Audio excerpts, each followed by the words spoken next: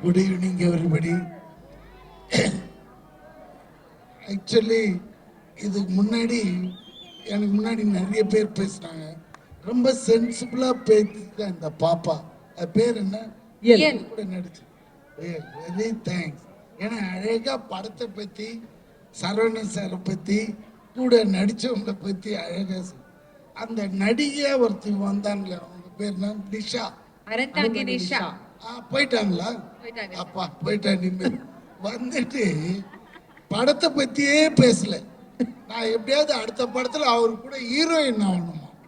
ஏங்க ஒரு விவசாய இல்லை. அதை கேட்டாலே நம்மளுக்கு சிரிப்பா வந்தது. அது வேற இல்லாம ஹஸ்பண்டை பத்தி அவரு என் கூட நடிச்சாரு.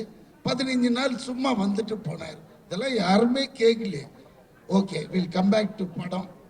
இந்த படம் உண்மையிலே என்னை டைரக்டர் கூப்பிட்டதுமே எனக்கு ரொம்ப ஹாப்பி ஆச்சு.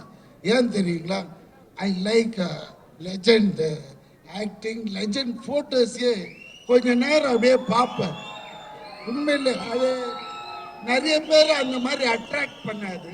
ஏன்னா அதுக்கு முதல்ல உங்களுக்கு ஒரு ரசனை வேணும். அப்போ நான் பார்ப்பேன், இந்த மனுஷனோட பப்ளிசிட்டி இப்படி பண்றாரு. அதாவது சிட்டினா சிட்டியை கலர் பண்ணிடுறாரு. அதே மாதிரி இந்த படம் கதை சொன்ன உடனே ஒரு ஷெட்டு, நீ தான் ஓனர், உங்ககிட்ட ஒரு டெம்பரரியா வேலை செய்யறவர்னார். ஆஹா, இது சூப்பரா இருக்கு தலைவா, கலக்கிடலான்னு. எங்க செட்டுலாம் கிடையாது, இது லைவா எடுக்கிறோம் தூத்துக்குடியில. என்னடா இது தூத்துக்குடி, நம்மளுக்கு தூத்துக்குடி ஏற்கனவே பிடிக்கும். அதனால சரி போயிடலான்னு போய் பார்த்தா அருமையான ஒரு ஃபுல் யார்டு, ஒரு பெரிய இடமே எடுத்துட்டு இருக்கிறாங்க. அப்படி பார்த்தா நம்ம தெலுங்கு படத்துல தான் நிறைய செலவு பண்ணி எடுக்கிறேன். ஏன்னா நான் அந்த டயத்துல பிரபாஸ் படம் பண்ணிட்டு இருக்கேன். அதுதான் ரொம்ப செலவுன்னு பார்த்தா இங்க உண்மையிலேயே டைரக்டர் ஏகப்பட்ட ரியாலிட்டிக்காக நிறைய செலவு பண்றாங்க. அப்பதான் கேட்டேன், சார் இந்த அளவுக்கு இந்த படம் பிஸ்னஸ் இல்லை பிரதர், இது ஒரு வேற லெவலுக்கு கொண்டு போகணுன்றதுக்காக உண்மையிலே hats off to the director. Think பண்ணினே இருக்கிறாரு. செட்டுக்கு வந்தா கூட இன்னும் எப்படி எடுக்கிறது, ஹீரோ வர்றதுக்குள்ள அதை பண்ணு இதை பண்ணு. நம்மளுக்கு அதை பார்த்தது ஒரு பரபரப்பாச்சு. ஸோ நம்மளோட எஃபர்ட் இதில் உண்மையிலே போடணும். அந்த டைரக்டருக்காகவும் நம்ம லெஜண்ட் அவருக்காகவும். முதல் நாள் பார்த்தா இவர் என்னடா சரி ஏதோ ஏதோ பண்ணுவாருன்னு பார்த்தா கிடையவே கிடையாது.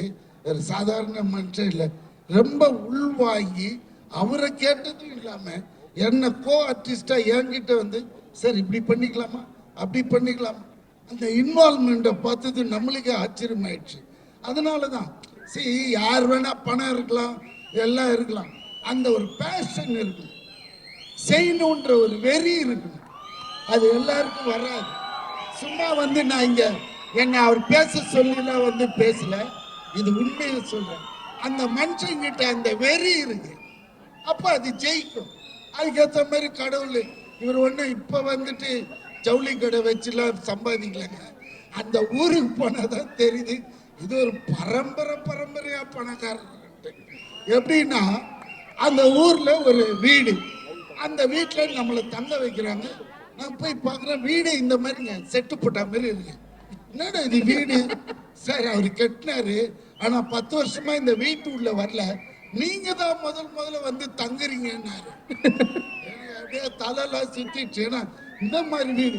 ஆனா ஒண்ணுங்க, அந்த வீட்டுல அவரோட பெட்ரூம்ல அங்க போய் படுத்துட்டு பாக்குறேன் ஒண்ணு புரியுது. ஆனா அந்த வீட்டுக்குள்ள அவர் வாழற மாதிரியே கட் அவுட் வச்சிருக்கிறாங்க, சுத்தி சுத்தி சுத்தி எங்க போனாலும் அவர் இருக்கிற மாதிரியே.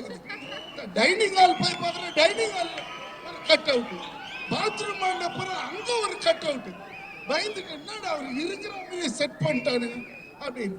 அதுக்கப்புறம் மறுநாள் அந்த வாட்ச்மேன் சொல்றாரு, எங்க ஐயா இது உள்ள வந்ததே இல்லை, நீங்க வந்ததுனால அவர் இந்த வீட்டுக்கு வந்தாரு இன்னைக்கு காலையில, ரொம்ப நன்றின்னாரு. என்னடா இது, இதெல்லாம் உண்மையா நடந்ததுங்க. நான் பெருசா அப்ப இவர் வர்றாரு, மத்தியானம் ஷூட்டு. என்ன தெளிவா இந்த வீட்டுக்கு வந்ததே இல்லையா? ஆமாங்க, வரவே இல்லை. வரட்டு எதுக்கு இவ்வளோ பெரிய வீடு இந்த வில்லேஜ்ல? இது விஷயம் என்னடானா, முதல் தெரு கூட்டு போய் காமிக்கிறாரு. இவங்க தாத்தா அது ஏதோ 1926ல கட்டியிருக்காரு, அதுவே பயங்கரமா இருக்குது. சரிங்க, பக்கத்து தெருவாங்க எங்க அப்பா கட்டி இருக்காருங்க, அது பார்த்தா ஒரு 1956 மாடல், அதுவும் பழமழமான. அப்ப நான் கட்டணும் இல்லைங்க, அதுதான் 3வது தெருல நீங்க தங்கியிருக்கீங்க அந்த வீடு. ஸோ ஒரு மனுஷன் தன்னை பதிச்சுக்கிறான் பாருங்க, அதுதான் ரொம்ப இம்பார்ட்டன்ட். சும்மா வந்தோம் பேசணும் தின்னோம் போனோம்னு இல்லாம ஒரு சாதனை இப்படி பண்ணணும், இதையும் பண்ணணும், அதோட எடுத்துன்னு படுத்து மூடிக்கலாம். கேட்குறியா இல்லையா? உனக்கு தான் சொல்றேன். அது மாதிரி ஒரு சாதனையாளர்னா அது நம்ம லெஜெண்ட் தான். அதனாலதான் வியாபாரத்திலையும் பெருசா இருக்காரு. இது லீடர், வெரி குட், நல்ல டைட்டில். உண்மையிலேயே இந்த படம் பெரிய வெற்றி படமாகும். அதே மாதிரி ஜிப்ரான் கலக்கிறார் மியூசிக்ல. எப்படி இருந்தாலும் ஒரு படத்துல ஒரு ஹிட் சாங் எப்படியா கொடுத்துடணும்ட்டு ட்ரை பண்ணுவார். ஆனா இந்த படத்துல எனக்கு தெரிஞ்ச 2-3 சாங் நல்லா இருக்கு, நல்லா என்ஜாய் பண்ணுவீங்க. அண்ட் படமும் ரொம்ப டிஃப்ரெண்டா இருக்கும். நம்ம ஹீரோயின்ஸே கிடையாது இப்ப இருக்கிற நிலைமையில, அதுல இவர் கலக்கிறாரு. இது பெரிய, எனக்கு தெரிஞ்ச ஒரு 500-600 கோடி கலெக்ட் பண்ணணும்னு நினைக்கிறேன். ஏன்னா இது நீங்க பார்த்தாலே போறோம். இது இல்லாம மற்ற லாங்குவேஜ்ல எல்லாம், தெலுங்குல எல்லாம் அவருக்கு பெரிய ஓப்பனிங் இருக்கு. ஸோ தெலுங்கு பிச்சுக்குச்சுன்னா ஒரு 1000 crores ஆயிடும்னு இவருக்கு சின்ன போடுறது பெரிய பிகரா போடுவோம். Okay, happy good night. Thank you sir, thank you heroine. Bye bye bye bye bye sir. Bhagyaraj sir, உன்னை மறந்துட்டு சொல்றதுக்கு ரொம்ப நாள் ஆளே காணும்.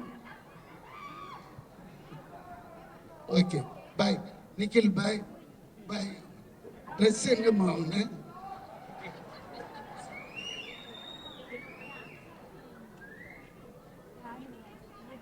ஆக்சுவலா இந்த பொண்ணை தான் கேட்டேன். ஏன்னா நம்ம பொண்ணுங்க பொம்பளைங்கன்னா ரொம்ப ரெஸ்பெக்ட் தருவோம்.